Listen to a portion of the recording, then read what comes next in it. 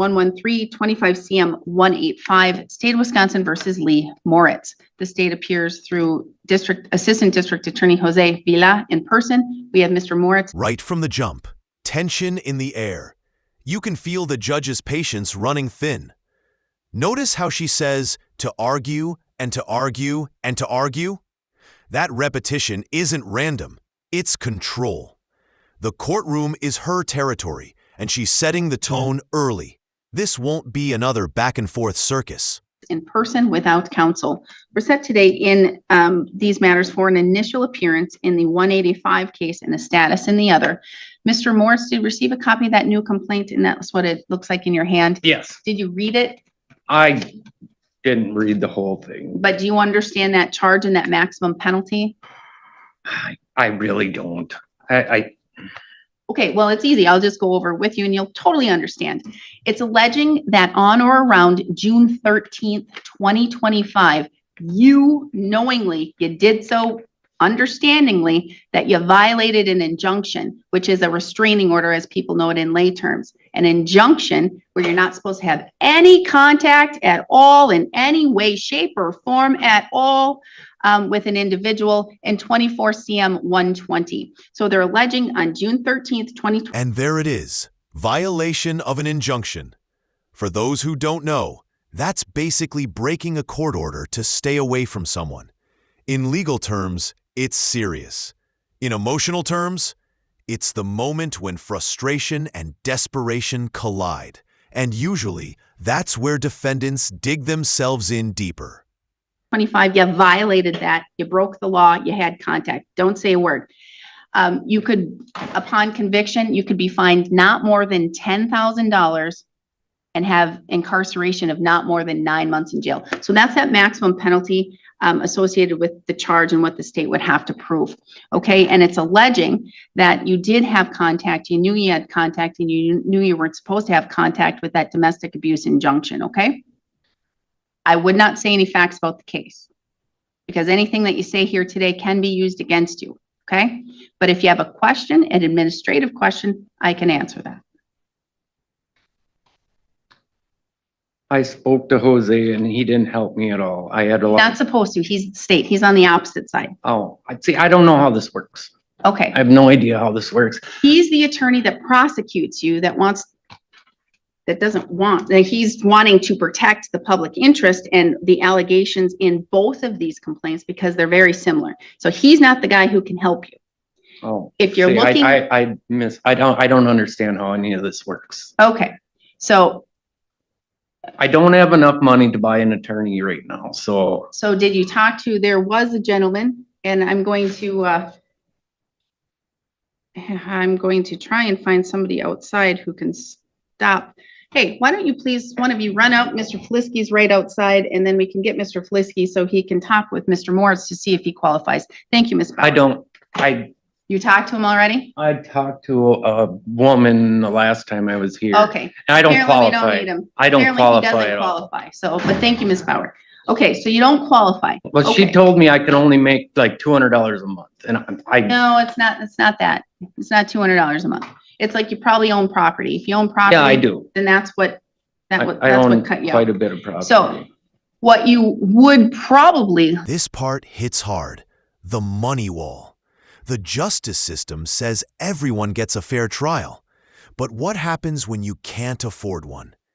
The judge offers a reduced rate at $100 an hour, which still sounds wild if you're broke.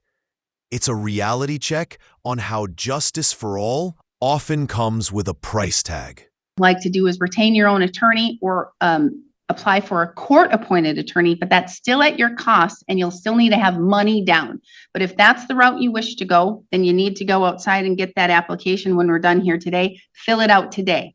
It can't be any later today because I'm not going to wait until the next hearing to have you go, oh, I didn't do it.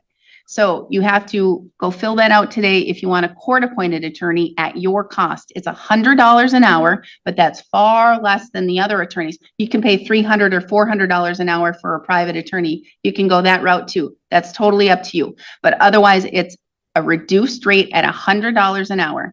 Having these cases, you would need to pay $350 down. I don't have any money, Your Honor. Okay, so at this time, you're representing yourself, and that's fine, and you can do that. Not guilty plea is going to be entered on your behalf on this charge as well as the last charge. But Mr. Villa, you're not his attorney. You don't represent him.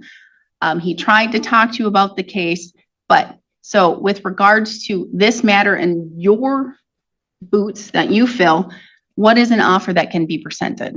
Your Honor, at this time, I cannot present an offer. We have further cases that are coming down the pipeline, so I'm going to do a global. Okay, so there's more referrals of the same-ish thing? Yes, Your Honor. Okay, so you can understand, Mr. Moritz, that from what Mr. Villa is saying is that there are more allegations of you doing the very same thing, and it looks like more charges, more cases are coming down the pike, okay? So It's all Greek to me. all I can do is, all I can say is, I can strongly advise you that you need to not have any contact, not only because it's criminally hurtful, but because you have a domestic abuse injunction, 0 contact with BR. 0 contact, no texting, no talking, no swearing, no pushing, no third party contact unless it's through an attorney. Can I talk to you? I may not be able to give you any answers. This is my situation. I don't know if you want to tell me your situation because again, I want to. I want you to understand. everything, I can't understand. Everything that you say can be used against this gentleman right over here, and he can use it, and he can use it even if it hurts you. But I need to talk to her because she did all my business work, all my taxes. And I need some documents from her to get, Can't. but I need that and she will not give me, that's why I keep, I would stop. I would stop right now because the I just law don't says- understand what's happening. I don't. I didn't. Notice the emotion shifting here. Lee isn't just defending his actions. He's pleading to be understood. He's saying, I didn't abuse anybody, and you can hear the disbelief. But the law doesn't run on emotion. It runs on evidence and timing. Once that injunction is in place, innocence doesn't erase the restriction. I didn't abuse anybody. I've never abused Here's the anybody thing, in my but life. there is a domestic abuse injunction. It's false allegation Well, it's in effect. because she came to the court first. I am telling you right now, To I'm shut not up. gonna go look at the case. I'm not gonna look at the facts. I'm not gonna do those things.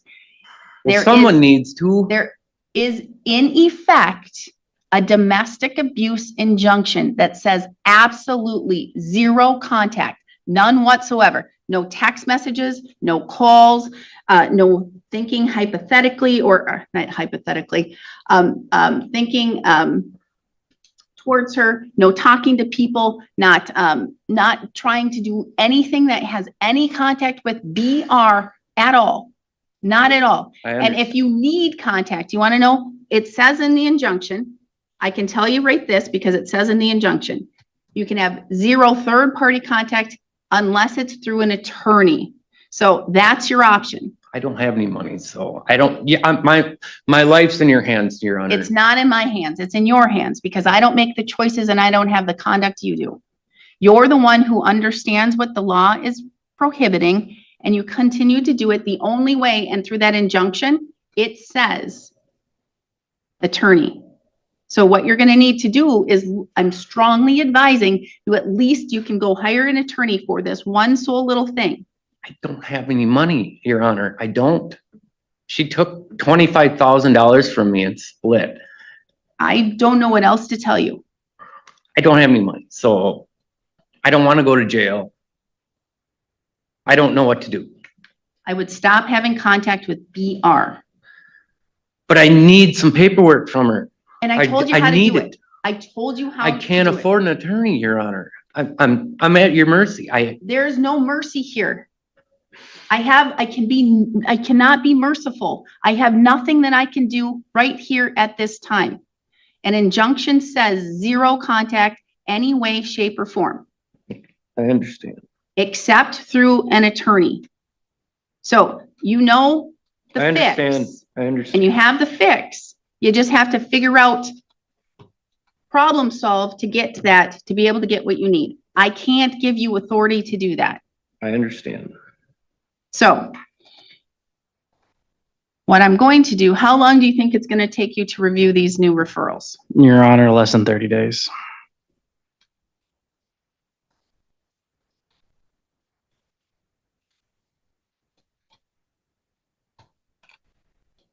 December 10th at 9:45, December 10th at 9:45. We're going to have the next hearing, and that's a status, and most likely it's going to be further initial appearances. Again, all I can say is from the injunction, Mr. Moritz, and I'm trying to tell you your path and the thing that you can do. You need an attorney to just have that communication.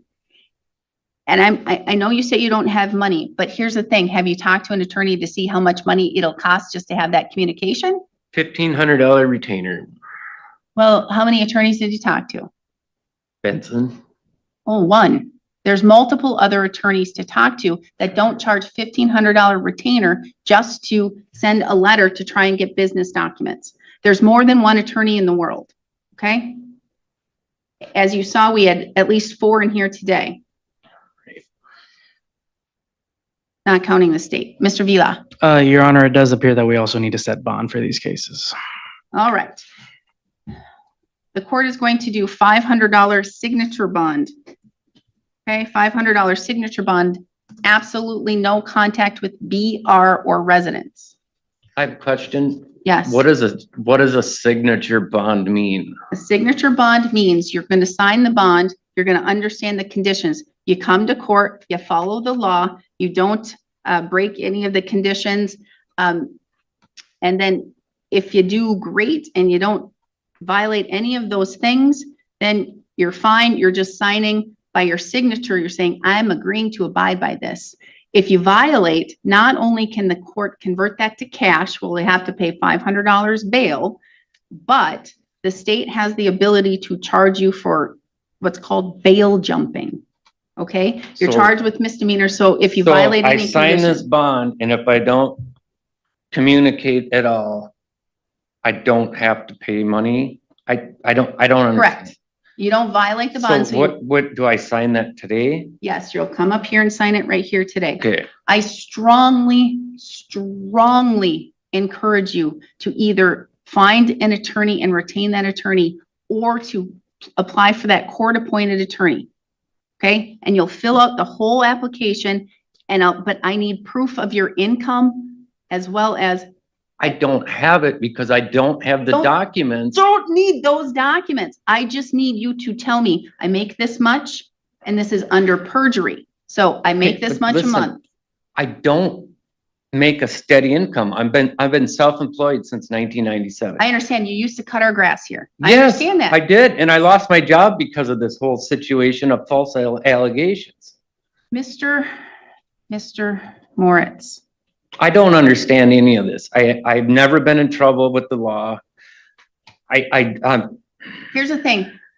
You know people who know about the law. I know that. So go talk to people who know about the law. And either apply for a court-appointed attorney.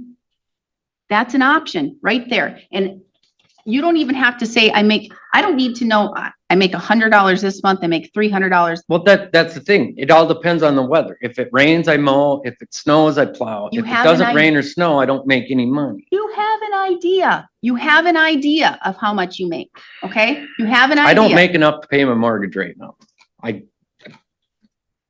It's been dry for 6 years. Then it sounds like you could look at other employment opportunities as well. But here's the I'm thing. 49 years old. I'm not going to argue with you. I don't want to argue, Then Judge. I just stop. want to go home. I gave you my options. You have those options. You need to choose one of those options because it sounds like it's going to get a little bit deeper because the state has more referrals. I don't know how many, but it could be 2 or more cases, 2 more referrals. I text a couple times. An injunction means no contact, none. I understand. What if she contacts me though, and I'm not allowed to Ignore contact? it. This right here is the emotional core. He admits, I texted a couple times. It sounds small, Almost harmless, right? But in the eyes of the law, that's a breach. The judge's frustration now makes sense. It's not about one text. It's about the pattern. And this moment shows how easily everyday behavior turns criminal once a court order is involved. Can you make sure there's no contact on the bottom? That's what I said. Oh, okay. I just want to make sure. So if she contacts you, you do not even respond. I can't talk to you because that's violating. Sounds like it's, you know, kind of lopsided. Why can she contact you and you can't contact her? That's what I don't understand. It's the law. See, I don't understand the law. I'm not a judge. I'm not a lawyer. Block her. But I need that paperwork. Here's the thing. Again, the only reason why I don't know want- this, I the don't- only reason why I know this is because you brought your sister with you at the last hearing, that your sister's a law enforcement officer. You know somebody to talk to who knows the law. She knows the law. She knows the law. She's an officer of over 20 some years, maybe 30. She's an officer. 30 years. So talk to your sister. And again, I only know that from the last hearing you were here. So you can't be trying to wishy-washy, tell me you don't understand the law, you don't know the law. I don't. You know an expert, a law enforcement officer. She can tell you all the things. She doesn't, she's not a lawyer. She's a police officer. Who knows the law? And if you say, hey, sister, I have a domestic abuse injunction against me with BR. But Does that's- that mean I can't contact The her? thing is, it's false allegations. That's not justice. Okay. It's all false allegations. Okay, again, Again, I just want to go home. correct. No, you don't want to just go home. You want to continue to argue and to argue and to argue and to argue and to argue. So stop, because I'm not going to do this again. You're getting your one time right now to have your voice be heard, and that's it. Thank you for letting me be heard. And I understand you have these issues, but I can't tell you what to do. Only an attorney can tell you what to do and how to go about it. I've given you your options, All right. okay? Thank you. So Your come Honor. and get your notice. Thank you, Your Honor. We'll see you in December.